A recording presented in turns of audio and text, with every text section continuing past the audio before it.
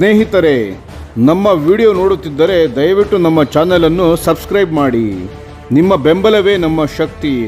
ಪ್ರತಿಯೊಂದು ಸಬ್ಸ್ಕ್ರಿಪ್ಷನ್ ನಮ್ಮನ್ನು ಇನ್ನಷ್ಟು ಉತ್ತಮ ವಿಷಯಗಳನ್ನು ತಯಾರಿಸಲು ಪ್ರೇರೇಪಿಸುತ್ತದೆ. ಹಾಗಾಗಿ ಸಬ್ಸ್ಕ್ರೈಬ್ ಮಾಡುವುದನ್ನು ಮರೆಯಬೇಡಿ. ಭಾರತದಲ್ಲಿ ರಕ್ಷಣಾ ಸಾಮಗ್ರಿಗಳ ತುರ್ತು ಖರೀದಿ ನಿಯಮಗಳಲ್ಲಿ ಮಹತ್ವದ ಬದಲಾವಣೆ.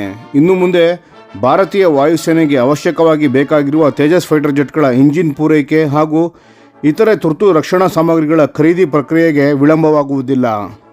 ಕೇಂದ್ರ ಸರ್ಕಾರವು ಇಂತಹ ತುರ್ತು ರಕ್ಷಣಾ ಒಪ್ಪಂದಗಳಿಗೆ ಕಟ್ಟುನಿಟ್ಟಿನ 12 ತಿಂಗಳ ಗಡುವನ್ನು ನಿಗದಿಪಡಿಸಿದೆ. ತುರ್ತು ರಕ್ಷಣಾ ಒಪ್ಪಂದಗಳಲ್ಲಾದ ಪ್ರಮುಖ ಸುಧಾರಣೆಗಳು: ಭಾರತವು ತನ್ನ ಸೇನಾ ಬಲವನ್ನು ಹೆಚ್ಚಿಸಲು ಮತ್ತು ಸನ್ನದ್ಧತೆಯನ್ನು ಸುಧಾರಿಸಲು ರಕ್ಷಣಾ ಖರೀದಿ ವಿಧಾನಗಳಲ್ಲಿ ಆಮೂಲಾಗ್ರ ಬದಲಾವಣೆಗಳನ್ನು ತಂದಿದೆ. ಭದ್ರತಾ ಬಿಕ್ಕಟ್ಟಿನ ಸಂದರ್ಭಗಳಲ್ಲಿ ಅಗತ್ಯವಿರುವ ತುರ್ತು ಖರೀದಿಗಳನ್ನು ತ್ವರಿತಗೊಳಿಸುವುದೇ ಈ ಸುಧಾರಣೆಗಳ ಮುಖ್ಯ ಉದ್ದೇಶವಾಗಿದೆ. 12 ತಿಂಗಳ ಗಡುವು: ಪರಿಷ್ಕೃತ ನಿಯಮಗಳ ಪ್ರಕಾರ ತುರ್ತು ಮಾರ್ಗದ ಮೂಲಕ ಸಹಿ ಹಾಕಿದ ಎಲ್ಲ ರಕ್ಷಣಾ ಒಪ್ಪಂದಗಳು ಕಡ್ಡಾಯವಾಗಿ 12 ತಿಂಗಳೊಳಗೆ ಪೂರ್ಣಗೊಳ್ಳಬೇಕು. ಈ ಗಡುವನ್ನು ಪೂರೈಸಲು ವಿಫಲವಾದರೆ ಒಪ್ಪಂದವನ್ನು ರದ್ದುಗೊಳಿಸಲಾಗುತ್ತದೆ. ಈ ಕಟ್ಟುನಿಟ್ಟಿನ ನಿಯಮವು ತೇಜಸ್ ಫೈಟರ್ ಜೆಟ್ಗಳ ಇಂಜಿನ್ ಪೂರೈಕೆಯಂತಹ ಪ್ರಮುಖ ಯೋಜನೆಗಳಿಗೆ ಆಗುತ್ತಿದ್ದ ವಿಳಂಬವನ್ನು ನಿವಾರಿಸಲು ಸಹಾಯ ಮಾಡಲಿದೆ. ಸ್ವದೇಶಿ ರಕ್ಷಣಾ ಸಾಮಗ್ರಿಗಳಿಗೆ ಒತ್ತು: ಭಾರತವು ಈಗ ರಷ್ಯಾದ S-500 ಮತ್ತು ಇಸ್ರೇಲ್ನ ಐರನ್ ಡೋಮ್ನಂತಹ ಸುಧಾರಿತ ರಕ್ಷಣಾ ವ್ಯವಸ್ಥೆಗಳ ಮಾದರಿಯಲ್ಲಿ ತನ್ನದೇ ಆದ ವಾಯು ರಕ್ಷಣಾ ವ್ಯವಸ್ಥೆಗಳನ್ನು ಅಭಿವೃದ್ಧಿಪಡಿಸುತ್ತಾ ಗಮನಹರಿಸಿದೆ. ಇತ್ತೀಚಿನ ನಿಯಮಗಳು ಅಂತಹ ಕಾರ್ಯತಂತ್ರದ ಯೋಜನೆಗಳಿಗೆ ಹೆಚ್ಚಿನ ಬೆಂಬಲ ನೀಡಲಿದೆ. ಪ್ರಗತಿಯತ್ತ ಭಾರತದ ರಕ್ಷಣಾ ಖರೀದಿ ಪ್ರಕ್ರಿಯೆ: ಹೊಸ ನಿಯಮಗಳು ಕೇವಲ ವಿಳಂಬವನ್ನು ಕಡಿಮೆ ಮಾಡುವುದು ಮಾತ್ರವಲ್ಲ, ಒಪ್ಪಂದಗಳಲ್ಲಿ ಹೆಚ್ಚಿನ ಪಾರದರ್ಶಕತೆ ತರಲು ಕೂಡ ಸಹಕಾರಿ ಎಂದು ತಜ್ಞರು ಅಭಿಪ್ರಾಯಪಟ್ಟಿದ್ದಾರೆ.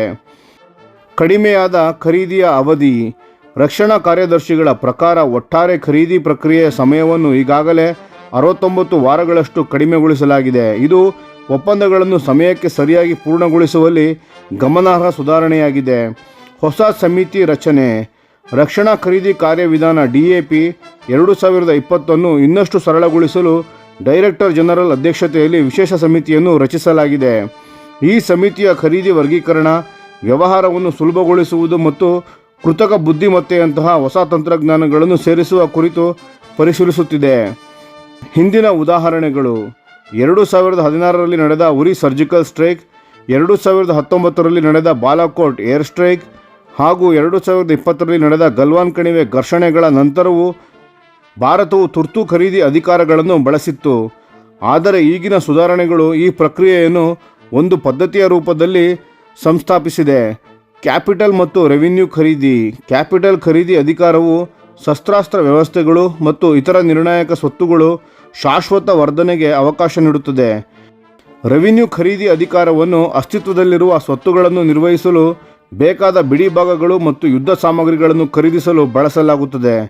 ಒಟ್ಟಾರೆಯಾಗಿ ಜಾಗತಿಕ ಭದ್ರತಾ ವಾತಾವರಣವು ಹೆಚ್ಚು ಅಸ್ಥಿರವಾಗಿರುವುದರಿಂದ ಭಾರತವು ತನ್ನ ರಕ್ಷಣಾ ಸಿದ್ಧತೆಗಳನ್ನು ಹೆಚ್ಚಿಸಲು ನಿರ್ಣಾಯಕ ಹೆಜ್ಜೆಗಳನ್ನು ಇಟ್ಟಿದೆ.